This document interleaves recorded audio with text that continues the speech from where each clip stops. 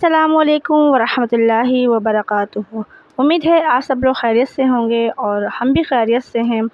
आज की वीडियो बहुत ही ख़ास होने वाली है और ये वीडियो है पहलगाम हमले की और ये वीडियो साक्षी जोशी चैनल से लिया गया है। ये बहुत ही अच्छी वीडियो बनाती हैं, तो चलिए इनकी इस वीडियो को देखते हैं और मेरे इस चैनल को ज़रूर सब्सक्राइब करें और वीडियो को दूसरे तक ज़रूर शेयर करें। तो बिना देरी किए हुए इस वीडियो को स्टार्ट करते हैं और इस वीडियो को देखते हैं। पहलगाम की जो ये कहानी मैं आपको आज बताने जा रही हूँ, मेरी गुजारिश है आप इसे घर घर तक ज़रूर पहुँचाएं। हर किसी के पास पहुँचना चाहिए, क्योंकि जिस तरह का नैरेटिव एजेंडा और मीडिया द्वारा भी चलाया जा रहा है, मीडिया के कुछ लोगों द्वारा चलाया जा रहा है, वो ख़त्म करना बेहद ज़रूरी है। ये तस्वीर देखिए आप, ये तस्वीर घटना से 5 मिनट पहले की है। इस तस्वीर में अपने गाइड नज़ाकत को जब नाम से पुकारता है ये छोटा सा बच्चा, और हंसते हुए नज़ाकत आ जाता है उस बच्चे के पास खेलता हुआ, तो पीछे से उस बच्चे के पिता कहते हैं, बेटा नज़ाकत चाचा, नाम से मत पुकारो, आगे चाचा लगाओ, मतलब मेरा छोटा भाई। और ये बोलने वाला यानी ये बच्चा किसका बेटा है? भारतीय जनता पार्टी के नेता लकी का। लकी के परिवार को जब उस जगह पर घुमा रहा था नज़ाकत, और इस घटना की इस तस्वीर के ठीक 5 मिनट बाद खुशनुमा मौसम एकदम से अंदर तक काटने लगा। जब लकी ने नज़ाकत से कहा, मेरे बच्चों को कुछ मत होने देना, और नज़ाकत कैसे उन बच्चों को अपने सीने से लिपटकर जमीन पर लेट गया और कहा, पहली गोली मुझे लगेगी। ये घटना मैं आपको इसलिए बताना चाहती हूं ताकि जो झूठ, जो नफरत की आग इस वक्त देश के, भारत के मुसलमानों के खिलाफ फैलाई जा रही है, उसे रोकना हमारा ही कर्तव्य है और हमारी सबकी जिम्मेदारी है। जिन बच्चों की जान नज़ाकत ने बचाई, उनकी माँ खुद को रोक नहीं पाई। इस नफरत की आंधी में फेसबुक पर वो लिखती हैं, नज़ाकत भाई, आज भी वो घटना से 5 मिनट पहले का ये वीडियो मेरे जहन में ठहरे है, जब आप मेरे बेटे के साथ खेल रहे थे, सब कुछ सामान्य था, और फिर अचानक वो हमला, गोलियों की आवाज़, चीख पुकार, और उस खौफनाक मंजर के बीच सिर्फ एक चीज़ ठहरी रही, आपकी हिम्मत। आपने मेरे बेटे को सीने से लगाया, मेरे पति, पूजा भाभी और उनके बेटे को संभाला, और हमें मौत के साए से बाहर निकाल लाए। आपकी आंखों में डर नहीं था, सिर्फ इंसानियत थी। आप उस दिन हमारे लिए भगवान बनकर आए थे। आपने सिर्फ जान नहीं बचाई, हमारी पूरी दुनिया बचा ली। मैं ये कर्ज ज़िंदगी भर नहीं भूल सकती। आप हमेशा हमारी दुआओं में रहेंगी। आपकी हमेशा शुक्रगुजार, एक माँ, एक पत्नी, एक बहन। और जिनके साथ ही घूमने गए थे अमित अग्रवाल, वो बीजेपी छत्तीसगढ़ में यूथ विंग के नेता हैं, उनका बच्चा और इनकी बेटी, दोनों एक साथ, जिसे सीने से लगाए रहा नज़ाकत। अमित अग्रवाल का भी वक्तव्य इंडियन एक्सप्रेस ने छापा है। पाकिस्तान का मुसलमान, भारत का मुसलमान, पाकिस्तान के आतंकवादी और भारत के मुसलमान, इनमें फर्क नहीं समझ में आ रहा आपको? आप में से कितने लोगों को, कितने हिंदुओं को लोगों ने आतंकवादी बता दिया था, जब वो एक हिंदू, सिरफिरा हिंदू, हाथ में बंदूक लिए, चेतन ठाकुर नाम का, ट्रेन में जाकर नाम पूछ पूछ कर लोगों को गोलियां मार रहा था। कितने लोगों ने आप सब हिंदुओं को आतंकी बताया था, बताइए। तो ये कैसे कर सकते हैं आप? खुद हमारी सरकार मान रही है कि पाकिस्तान से आए, ये आतंकवाद पाकिस्तान से फैलाया जा रहा है। तो आखिर पाकिस्तान के साथ जो एक कड़े कदम मोदी सरकार उठा रही है, वो इसीलिए तो उठा रही है। और मैं कहना चाहती हूं आप सब लोगों को, इस वक्त देश की सरकार के साथ हम सब लोगों को खड़ा होना चाहिए। वो जो कड़े कदम उठा रहे हैं, we should be with them. हमको बल्कि इस वक्त ये बताना है कि हम, ये सिर्फ देश की सरकार नहीं है, इस वक्त हम भारत पूरा एक है। जो वो चाहते थे करना, नाम पूछकर मारना, ये षड्यंत्र क्या था? ताकि भारत आपस में लड़ जाए। वो जानता था इस तरह के माहौल में कितना आसान होगा ये सब कुछ करना। आपको पता है, मीटिंग के दौरान सांसद सुप्रिया सुले ने यह बताया इंफॉर्मेशन दी कि कैसे भारतीय जनता पार्टी के कुछ आईटी सेल ऐसे हैंडल्स हैं जो कि भारत के मुसलमानों के खिलाफ इस तरह का जहर उगल रहे हैं। आपको पता है भारतीय जनता पार्टी को बैठकर अपने ऐसे सब लोगों के ट्वीट्स डिलीट कराने पड़ रहे हैं। ये मामला सिर्फ बैठकर दूर बैठकर एक दूसरे को गाली देकर मजा लेने का नहीं है, ये देश की बात है। इतने लोगों की जान चली गई है, समझदारी से काम लीजिए। देश को दंगों की तरफ, और वो दूर बैठे आतंकी जिन्होंने सिर्फ कुछ लोगों को मारने की कोशिश नहीं की, उन्हें पूरे देश पर हमला किया, उन्होंने पूरे देश को मारने की कोशिश की है। और क्या हम अपनी आंखों के सामने हम अपने ही इस देश को ऐसे ही मरने देंगे, मरता देखेंगे?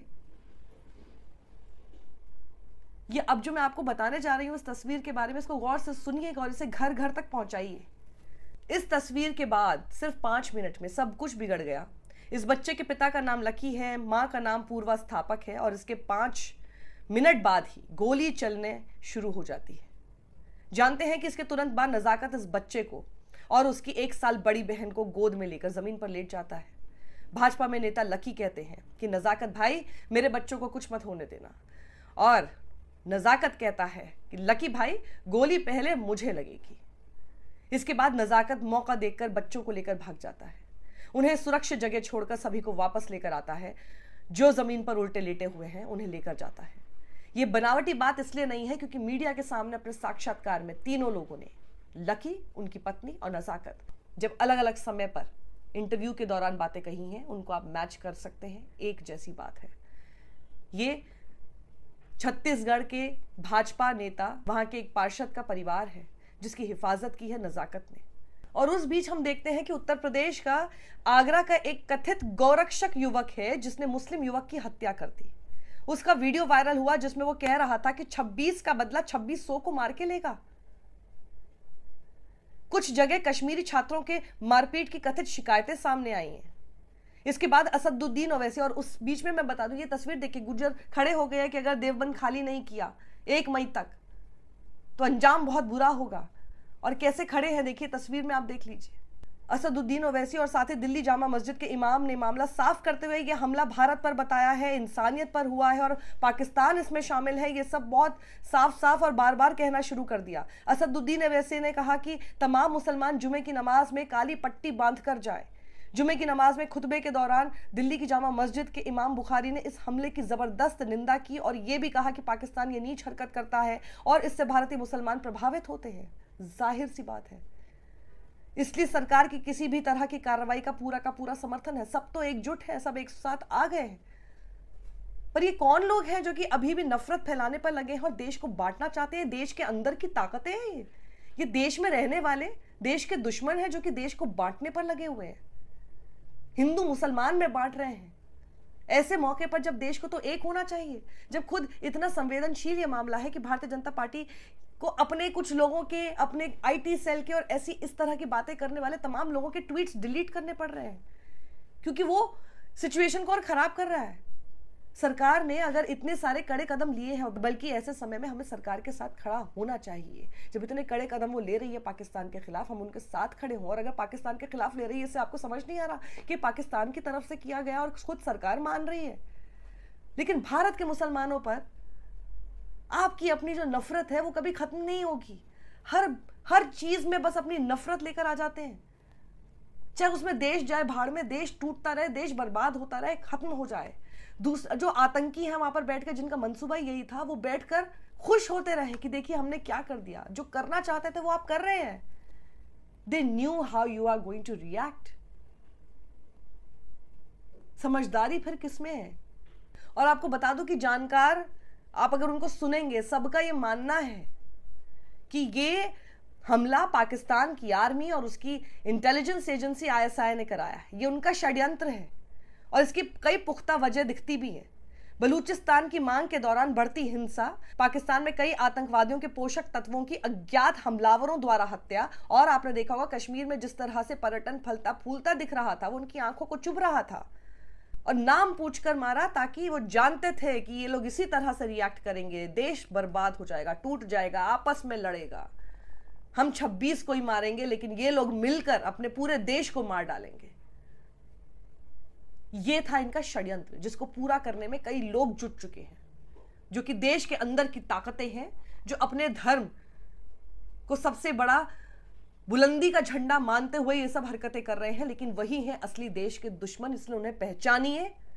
और अगर कहीं पर भी, किसी सभा में भी, कहीं आप कहीं दोस्तों के साथ बैठे हैं, कहीं बैठे हैं, अगर इस तरह की बात वो कर रहे हैं भारत के मुसलमानों के खिलाफ, एक आदमी भी अगर एक किसी महफिल में पहलगाम हमले की बात करते हुए जहर उगल रहा है, कश्मीरियों के खिलाफ उगल रहा है, उसे वहीं रोकना शुरू कर दीजिए, वरना ये आग और ये जहर कहां कहां तक फैलेगा, इसकी आप कल्पना भी नहीं कर सकते।